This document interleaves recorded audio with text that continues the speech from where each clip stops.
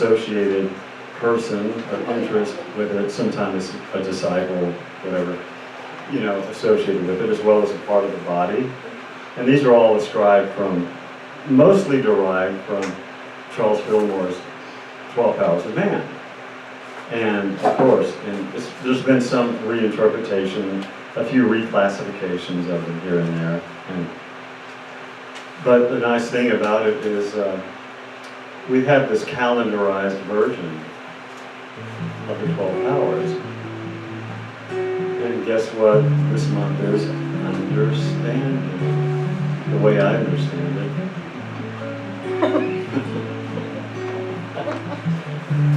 Last month was imagination, which I find quite beautiful. And so, imagination into understanding. And what I'm thinking about is, I'm going to do a song that I had just written a song when I was here last. And it wasn't finished. And actually, this talk kind of sprung out of the song. So I'm going to do a song again. I may get to it. I'm doing the song intro now. But it's also the intro to my talk. The power of understanding your spiritual freedom is the title of my talk.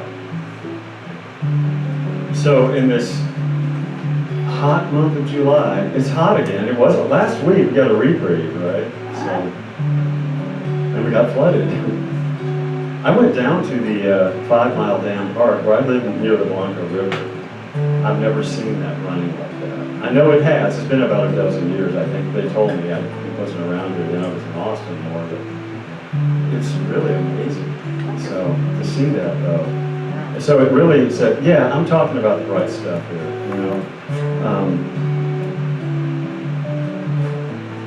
As we start to understand the things that happen within ourselves, connecting to others, and how we react to the trials and tribulations that may come our way in the world. And we all know there's a lot of negativity going on these days, and we can just laugh it off or just try to focus on it from a loving standpoint. So this song is about envisioning and imagining your best self as you connect with yourself and to others.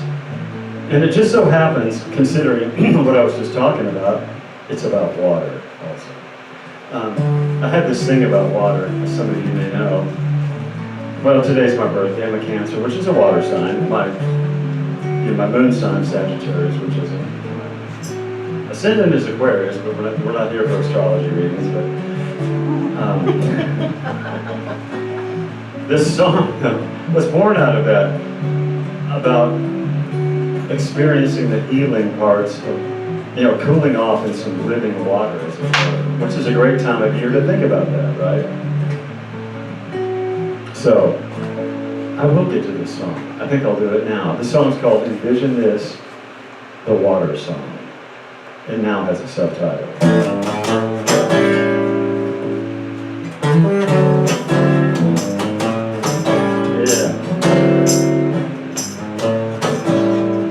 Okay, my iPad's going crazy. So I don't need it for this one, but I will for the talk. Envision this, imagine that, I won't miss, I'll get to a stat. It's my bliss, envision that. Have I bit off more than I can chew? As I run around thinking, what can I do when my thoughts get so dry and I get too dang tired? Time to finish this song and stay inspired as I go to the water. Imagination flows.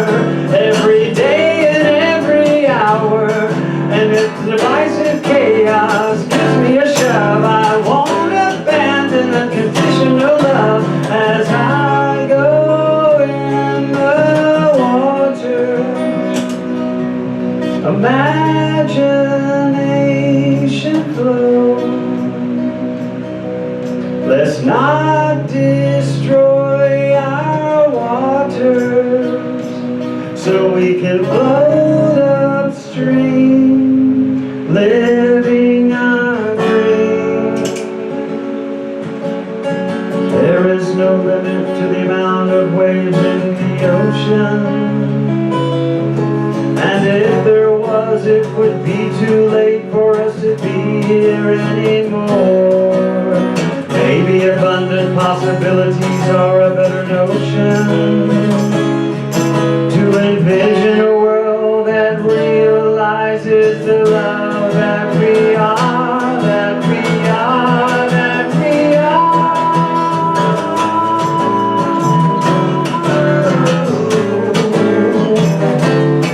Envision that, imagine this, I can't miss, 'cause love's where I'm at. Would it really be a song of mine if I didn't use the word divine? And if the negative chaos gives me a shove, I won't abandon unconditional love, 'cause I'll go to the water returning. Imagination flows. I find myself in living water as imagination soars. We are in the same water, envision.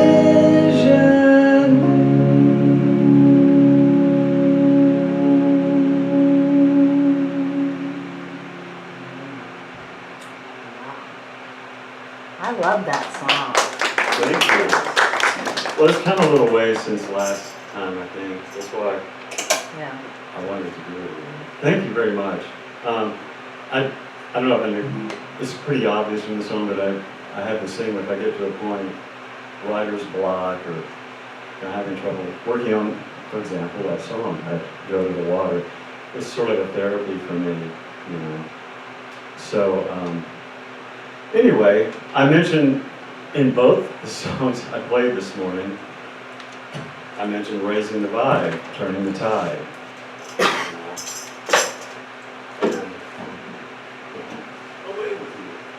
I think it's important because if we're not out there trying to raise the vibe is kind of a catchphrase, raising the vibration of everyone around us. Can you all hear me okay back there? I know with that fan running, it's a little crazy. Okay, that's good.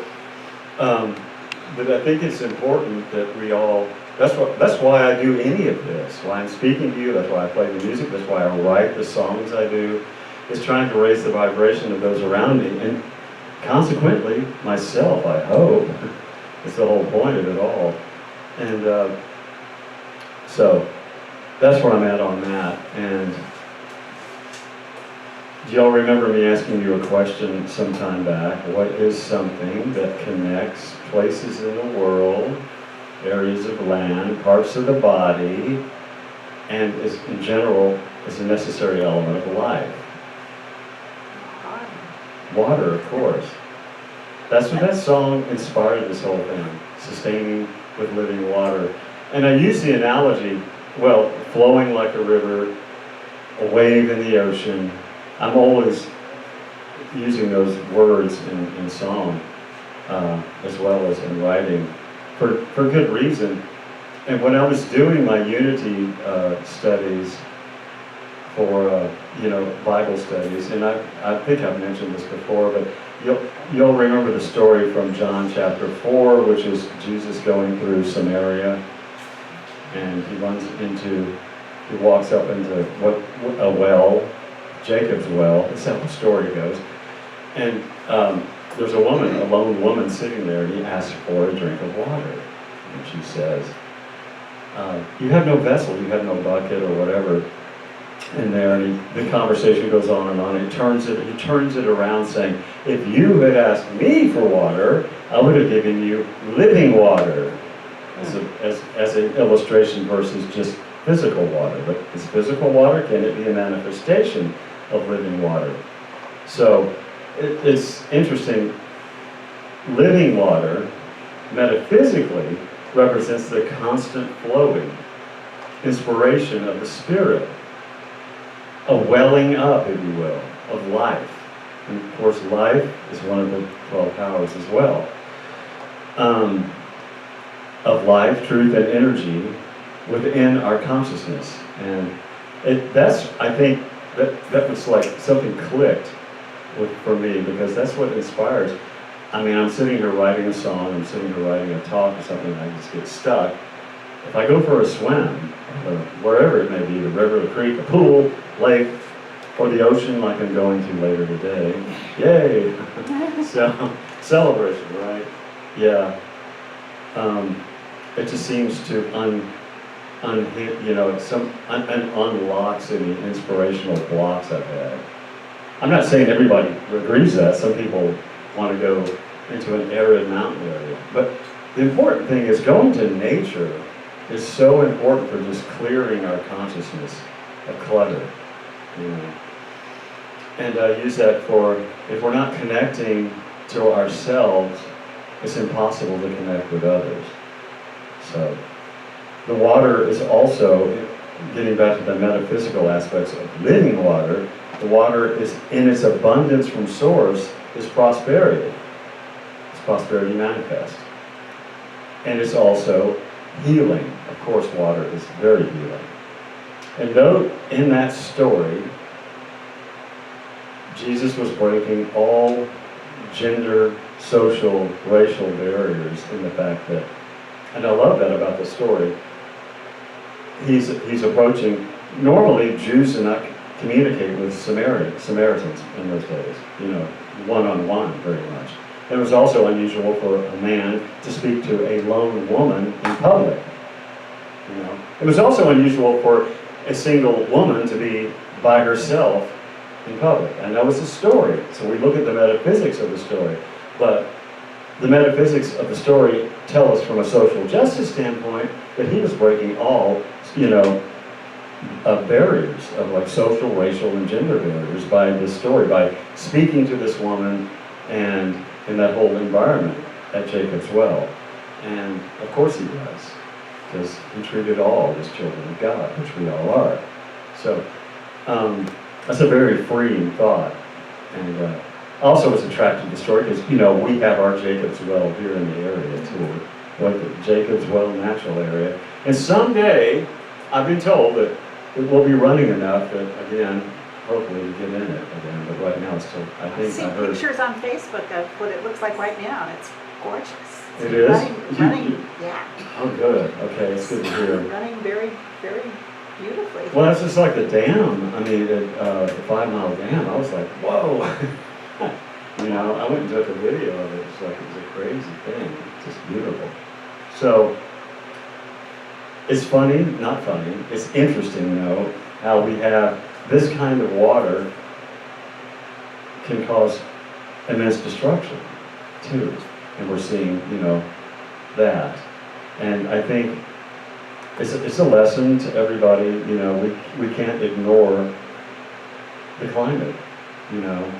It's nice that we have enough rain to cause the creeks to be at a normal thing, but it'll be nice again if we and Mother Nature get back in balance so that we don't have to have violent floods to have our rivers flow, you know. So we don't have to have violent floods and a few miles away everything's burning down. I'm not getting off on that right now. But it's my birthday, I can't if I want to right now. But that's a very freeing thing to me to imagine that, imagine the world in that state of where we are in balance. And speaking of freedom, this is the month of understanding, but it's the month of freedom too. We always associate freedom because it's hot. No, it's because we're going to go in the pool. No, it's what it is July's Independence Day month, right? So it makes one think of freedom in their own way. I'm not talking about how do you understand freedom, not in some rote symbol on a flag or some surreptitious stamp on a card. I'm not going to get into that either right now. But what we want to do, what does freedom this time of year mean? Understanding it, how about as spiritual freedom? Think of spiritual freedom for a minute. Not only is this month, as I mentioned, Independence Day, we just finished Pride Month in June, right? Freedom from gender barrier. We also, a couple of weeks ago, it was actually 4 weeks ago now, was Juneteenth. So, I didn't mention that last time I was here, but I think that was the weekend of Juneteenth. I love this daily quote. This quote from Daily Word from Juneteenth, and I was going to read that. It's speaking of releasing false and limiting beliefs and finding your own freedom, which is what spiritual freedom is about, right? It says here, holding on to outmoded ideas or clinging to ways of thinking that do not reflect who I am stunts my growth and keeps my life small. Longing for spiritual freedom is the call of my heart, to break free from who I was and fully embrace who I feel I am called to be. I gain my freedom by claiming my spiritual identity, the truth of myself as a child of God, made in the image and likeness of the divine. It's a beautiful quote. And I held on to that one. I said, this is just a good one to keep. Some of the daily words that come by is like, yes, that one. Keep that one. And speaking of Juneteenth, I did want to mention this though. Has anybody ever heard of the woman named Opal Lee? She's like, I think 100 years old now. I think she's still living, I'm not sure. But you have, yeah. She's the grandmother, they call her the grandmother of Juneteenth. She's done a lot of writing on it. And as far as bringing people the information of it. And I love this quote from her. It sounds like it's a unity quote. And why not be, right? If people can be taught to hate, they can be taught to love. The promise of freedom is only as strong as those who choose to uphold it. Will you rise to the occasion or stand still as history passes you by? I know where I'm going. I know what I'm doing, right? Rise up. By the way, I do have my little cards if you guys want to shoot those QR codes and to listen to music. I'm releasing some new stuff soon. I'm getting excited. May still be a couple of months, but I'm getting on it. I'm on it. So what do you guys understand freedom to be? Anybody have any, what does it mean to you, freedom? I open the floor. Choice. Yeah, choice. To not feel restrained or restricted. That's right. No fear. Yeah, no fear. I Just love open that. to be yourself. Being yourself, being who, yeah, like Who you you were really saying about being who you want to be, yourself. That gets us to authentic self, right? That's the way I understand it. The fear things, yes, the fear being the opposite of love, it's also the opposite of, you can't, if you're in fear, you will have the tendency to submit to activities that may impede one's freedom, right? Don't live in fear, live in love. Courage is love, right? So understanding, this is our power flavor of the month. I want to get back to that. So we're all trying to understand what freedom means to each of us. But freedom, from the unity standpoint, and understanding from the unity standpoint, is our ability to know, perceive, and grasp in mind. And it's on that sheet, remember the understanding. And you can see also that there's the person associated, in this case it's the disciple Thomas. He represents the ability to see beyond experiences, to see beyond reality, into reality. So, the corresponding color is gold, and the location is the front of the brain, which I think is really nice for that understanding. Insight is your third eye, right? Third eye. You see, but you also see, right? So, understanding freedom and spiritual freedom, the metaphysical meaning of freedom It's mostly stated in Unity co-founder Charles Fillmore's revealing word, is the quality or state of being without thought or restraint, bondage, limitation, or repression, having a sense of complete well-being. It's a result of regulating one's life according to principle, not according to what anyone else can think or say. It's really important. You talked about being yourself, being authentic self, not what anyone else may think or say, but what you say. This refers to being authentic and not attached to other people's impressions. So we can really we won't quite ever really understand the full meaning of freedom, according to Charles Fillmore, until we abide in the Christ consciousness, in our own higher divine, through centered prayer and meditation, of course. So, finding freedom and fulfillment as you connect into your full purpose in life. Now, some people say, in a purpose that's larger than yourself. I know you've probably heard that term. This is bigger than you. This is bigger than... It is, but if the divine is part of you, if we are what we think we are, spiritual beings living in a physical body. I know I say that every talk I give. I say, we're spiritual beings living in a physical body, which means what?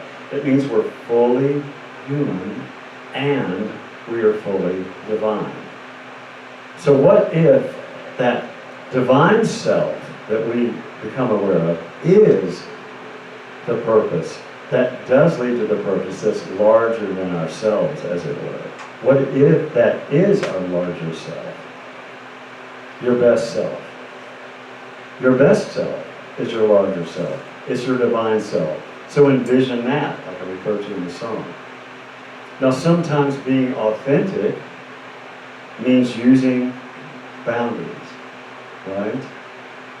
I know we all sometimes experience that. A lack of boundaries. It manifests in a lot of different ways, but in my way, it's happened before, is I used to be sort of a yes man, yes person, whatever you want to call it. You know, always trying to run around pleasing others. It doesn't mean you shouldn't serve others. I believe immensely in serving others.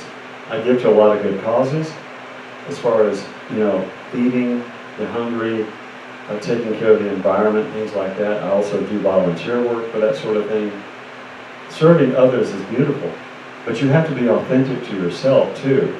If you become what some people call a people pleaser, it doesn't serve yourself, and if you're not healthy in yourself, that's not healthy at all in the world. It's detrimental, I believe.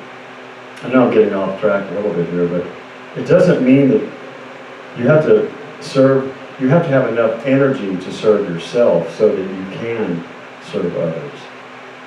Does any of that make sense to you guys? Then, yeah. There's being authentic, honoring your own feelings, honoring your own intuition, and that's something I've always been able. I used to not always honor my feelings. I would ignore them. I'd deny them. And the kind of denial, not the unity kind of denial, just deny that they existed, and it's not good. I've learned a lot in my OUT journey as far as understanding how the intuition works, following your intuition. I was always good at following intuition as far as inspiration from music and things like that, in writing, but not so much in day-to-day activity. If you are, what it does, it leads, being authentic can lead you to self-acceptance and the ultimate self-compassion, self-love. Like I say in a song, which I'm going to do a song that you've probably heard before me do, I See Love. I'm talking about loving others, but learning to love yourself first. It always comes back around to that. That's freeing to me. So, using your boundaries, not becoming so-called a yes person. And that's the way I'm looking at it here. Learning to love yourself, how is becoming a yes person usually comes from, I'm always running around trying to make people, if I think that, okay, to make people love you, I have to make people like me. If you're always running around trying to make people like you, they will never learn to love you because they won't know who you are. If you're running around just trying to be a people pleaser. So that's not being authentic. So being authentic is learning to honor your own intuition, your own feelings, staying connected to yourself. I love the way, have any of y'all ever heard of Gabor Mate, the author and physician? He's Canadian. He's written some really, really good stuff on honoring your own boundaries, your feelings. The Myth of Normal is a great book by him. He's a very inspirational writer. He's actually an MD, but he comes from a standpoint of a lot of deep stuff. He's very holistic as far as the way he's relating emotional health to physical health too as well. So through self-care, self-love, or compassion, and certainly through the resulting unconditional love that you have for others after you achieve that.